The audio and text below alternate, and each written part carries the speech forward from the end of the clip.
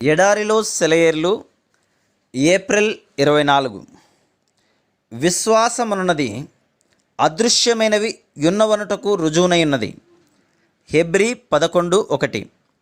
నిజమైన విశ్వాసం ఎలాంటిదంటే పోస్ట్ బాక్సులో ఉత్తరాన్ని పడేసి ఇక దాని గురించి మర్చిపోవడం లాంటిది.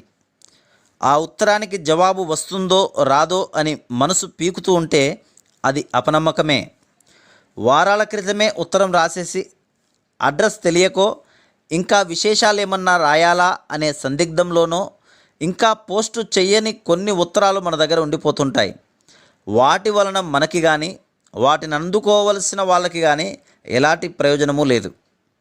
నేను వాటిని విడనాడి పోస్ట్ మ్యాన్ మీద నమ్మకం ఉంచి పోస్ట్ చేస్తేనే తప్ప ఆ ఉత్తరాలకు అర్థం లేదు. నిజమైన విశ్వాసం ఇదే. మన స్థితిని దేవుని చేతికి అప్పగించాలి. అప్పుడు ఆయన తన పని మొదలు పెడతాడు.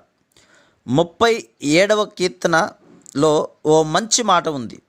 నీ మార్గమును యెహోవాకు అప్పగింపుము, నీవు ఆయనను నమ్ముకొనుము, ఆయన నీ కార్యము నెరవేర్చును. అంటే ఆయనను మనం నమ్ముకోనంత వరకు మన కార్యాన్ని నెరవేర్చడు. విశ్వాసం అంటే దేవుడు ప్రసాదించిన వాటిని స్వీకరించడమే.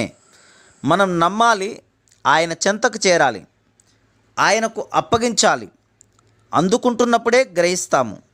విధేయతతో వాటిని స్వీకరించేటప్పుడే మనకు అర్థమవుతుంది. ఒక వృద్ధురాలు తన కుమారుడి పరిస్థితి గురించి బెంగతో కృషించిపోతూ ఉండగా ఒక భక్తుడు ఆమెకి ఇలా రాశాడు. అతని గురించి అంత కంగారు పడతావెందుకు? నువ్వు అతని కోసం ప్రార్థన చేశావు కదా, అతన్ని దేవునికి అప్పగించావు కదా, ఇక అతని విషయం ఆందోళన చెందవచ్చునా? దేని విషయము చింతించకండి అనే దేవుని ఆజ్ఞ అవధులు లేనిది. మీ చింత యావత్తు ఆయన మీద వేయండి అనే మాట కూడా అలాంటిదే.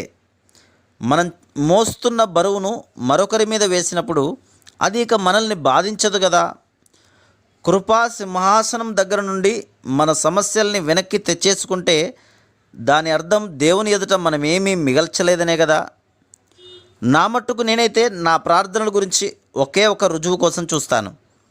హన్నాలాగా అంతా దేవునికి అప్పగించి లేచిన తర్వాత తన మనస్సులో ఇక ఏమీ ఆందోళన లేకుండా, నా హృదయంపై ఏమీ భారం లేకుండా ఉన్నట్టయితే నేను విశ్వాసంతో ప్రార్థన చేశానని తెలుసుకుంటాను.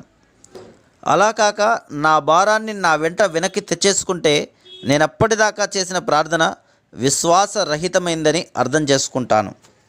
Praise the lord.